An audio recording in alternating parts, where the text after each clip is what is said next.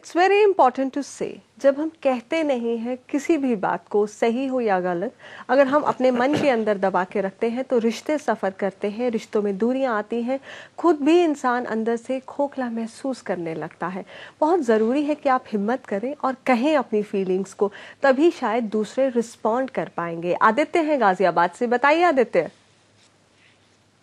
Good evening. Good evening ma'am ji. Ma'am काफी बार ma'am ये होता है कि मान ली हमें अपनी फीलिंग्स एक्सप्रेस करनी होती है।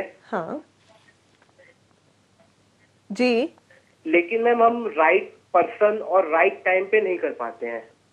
मैम ये हमें अपनी फीलिंग्स क्या कहते हैं उसे इम्पोर्टेंट दिखाना होता है, पर उस वक्त हमें गुस्सा आ रहा हो या फिर जैसे मैं कॉलेज का स्टूडेंट हूँ, हाँ। मेरे पे किसी टीचर पे गुस्सा आ रहा हो मेरे को, लेकिन मुझे ये पता है कि मैं गलत कर रहा हूँ, मुझे किसी फ्रेंड को ये कहना है कि आप इम्पोर्टेंट हो मेरे लिए, तो हाँ। किस तरीके से मतलब मैम अपने इमोशंस को कंट्रोल कैसे करना है। कभी हमें मैम उसे इम्पोर्टेंट शो करना है लेकिन हमें उस वक्त गुस्सा आ रहा है।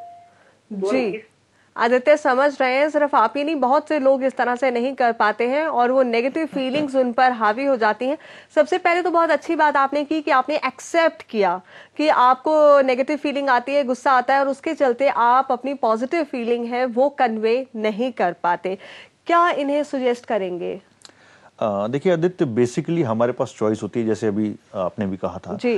कि हमारा जो रिएक्शन का विंडो होता है, यानी कि जो हमसे कोई कुछ कहता है और उसके बीच में जो विंडो होता है, उस विंडो को हम एक्सपेंड कर सकते हैं। जैसे अगर आपको किसी ने कुछ कहा और आपको उसी समय गुस्सा आ रहा है, तो आप उस विंडो को जितना बड़ा कर लेंगे, रिएक्शन के विंडो को, उतना आपके पास टाइम मिल जाएगा उसको रिस्पॉन्ड करने का। और कई बार ऐसा होता है कि ये मेल्ट डाउन हो जाती है टाइम के साथ। फॉर एग्जाम्पल, अगर किसी ने कुछ कहा और आपने अचानक रिएक्ट कर दिया, तो बाद में आप डिपेंड करते हैं कि मुझे ऐसा नहीं कहना चाहिए था। लेकिन अगर आप उसे ये कहते हैं, okay you are not in a good mood, मैं कल आपसे बात करूंगा या मैं आपसे थोड़ी देर बाद बात करूंगा, तो वो रिएक्शन की विंडो आपको टाइम दे देती है सोचने का और अच्छी तरह से रिस्पॉन्ड करने का, जिससे आप अपनी फीलिंग्स को अच्छी तरह एक्सप्रेस कर पाते हैं। बहुत इंपॉर्टेंट है आदित्य कि आप ऐसे वक्त में जब आप गुस्सा हो रहे हैं, इरिटेट हो रहे हैं, बहुत इंपॉर्टेंट होता है कि उस सिचुएशन से पहले तो अपने आप को अलग कर लीजिए।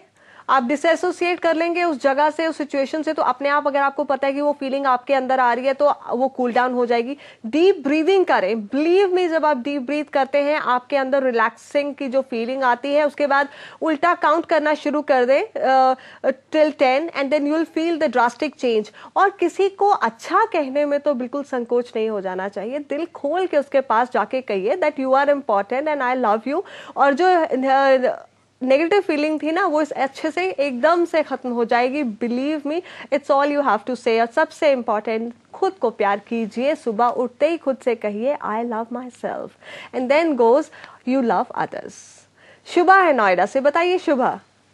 हाँ ma'am, good morning, happy Diwali आप सभी को। नमस्कार जी, हैप्पी दिवाली आपको भी। नमस्कार जी। आपने टॉपिक इतना अच्छा लिया है, इससे मैं कहना चाह रही थी कि जैसे एक्सप्रेशन करना बहुत जरूरी है, परंतु सामने वाले की भावनाओं का सम्मान करना भी जरूरी है। राइट। कभी कभी हम झूठे अहंकारवश अपनों की ही इंसल्ट कर देते हैं जी। परिणाम स्वरूप मतलब जो दूसरे लोग होते हैं वो इस बात का मजा लेते हैं और परिवार में फूट भी डालने का काम करते हैं। जी बिल्कुल, आपका कहना सही है कि जब कोई ट्रू फीलिंग्स आपके सामने एक्सप्रेस करता है तो फिर उनको एक्नॉलेज करना बेहद इंपॉर्टेंट है। लेकिन एक बात मैं आपको यहाँ जरूर कहूंगी, आप फिर तब ये ना सोचें कि दूसरा किस तरह से रिएक्ट कर रहा है। आप ये बिलीव कीजिए कि आपके लिए जो सही था, आपने जो सही सोचा वो आपने किया। अब दूसरे के ऊपर है कि वो इसको किस तरह से रिएक्ट करेगा। अगर आपने हमेशा यही सोचा कि दूसरा क्या रिएक्ट करेगा, तो आपकी भावनाएं तो कभी उस तक पहुंचेंगी नहीं, वो तो आप अपने अंदर ही दबा लोगे। So you have said what you felt is right and you stand by it. Rest the ball is in his court, let him react the way he और she wants to react. At least आप content हैं, आपकी feelings गलत नहीं थी। सुनीता है गाजियाबाद से, बताइए सुनीता। सुनीता, क्या आप हमारे साथ लाइन पर हैं? जी जी, नमस्कार मैम। नमस्कार मैम, पहले तो मैं ये कहना चाहूंगी कि 2-3 दिन से आप दिखाई नहीं दी, आप कहाँ थी?